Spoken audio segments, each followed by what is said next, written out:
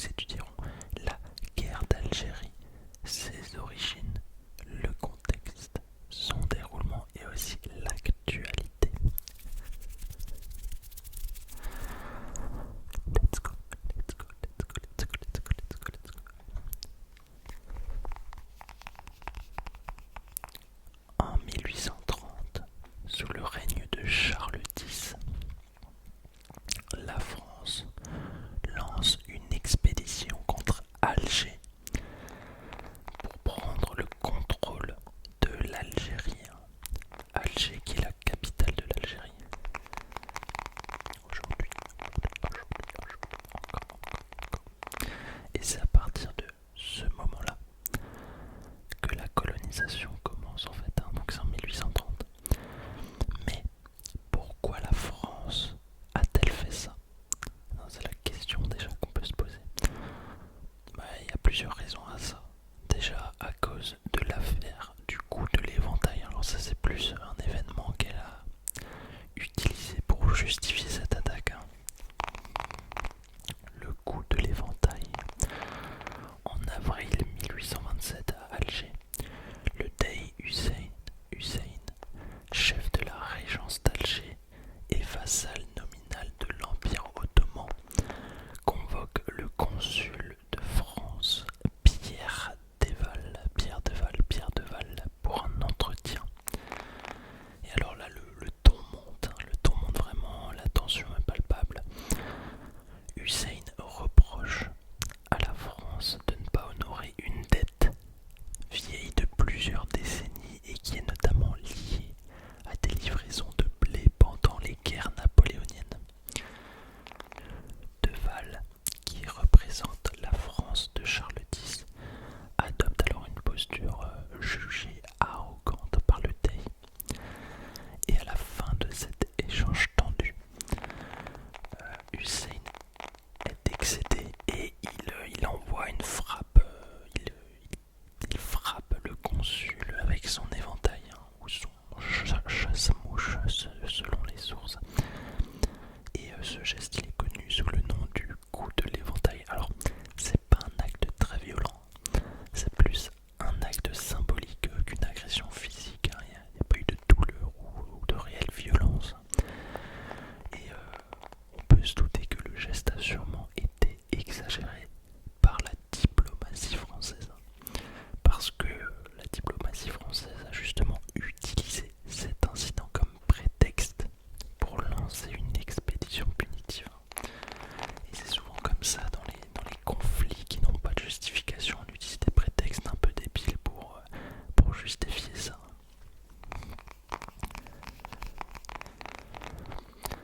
Mais ce n'est pas la seule raison de cette attaque sur Alger, il y a aussi un motif politique, un motif de contrôle. En fait, dans les années 1820, Charles X fait face à, comment on peut dire ça, il fait face à une forte impopularité en France. Il est très impopulaire en France. Il veut donc redorer son image et renforcer son autorité en lançant une expédition, une opération militaire victorieuse à l'étranger. Parce que c'est vrai que tous les dirigeants qui reviennent victorieux d'une opération militaire, après ils gagnent en popularité toujours. D'autant plus qu'Alger est un port important qui est réputé pour l'activité des corsaires barbaresques. La France veut mettre fin à cette menace et sécuriser la navigation commerciale en Méditerranée. Et cerise sur le gâteau, ça lui donnerait un point d'appui militaire pour concurrencer les autres puissances européennes comme la Grande-Bretagne. Donc pour toutes ces raisons, qu'elles soient bonnes ou mauvaises, ce n'est pas la question, la France lance l'expédition sur Alger en 1830, ce qui marque le début de la colonisation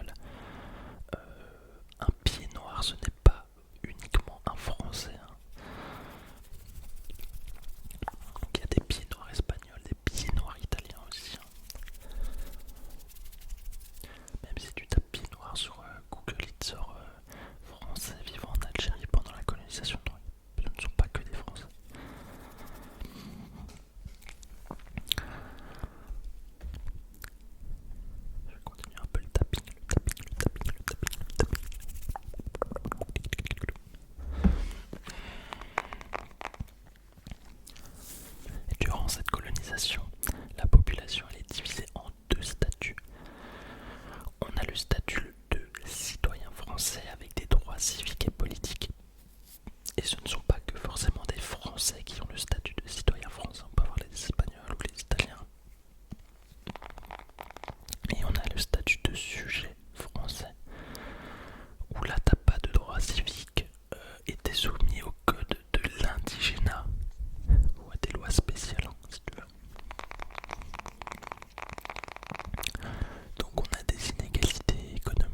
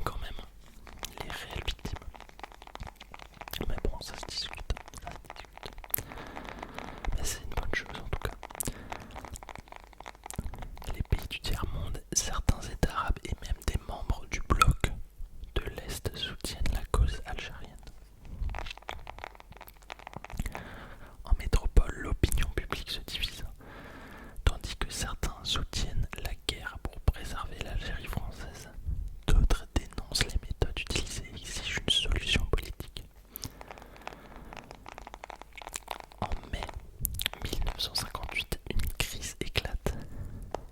Des colons et des militants à Alger s'emparent du pouvoir local et réclament le retour du général de Gaulle, perçu comme le seul capable de sauver la situation. Alors là, j'ai parlé un peu de Gaulle. Il me semble que j'avais parlé un peu de Gaulle sur ma vidéo sur la 4ème et la 5ème République. Voilà, parce que quand De Gaulle revient au pouvoir,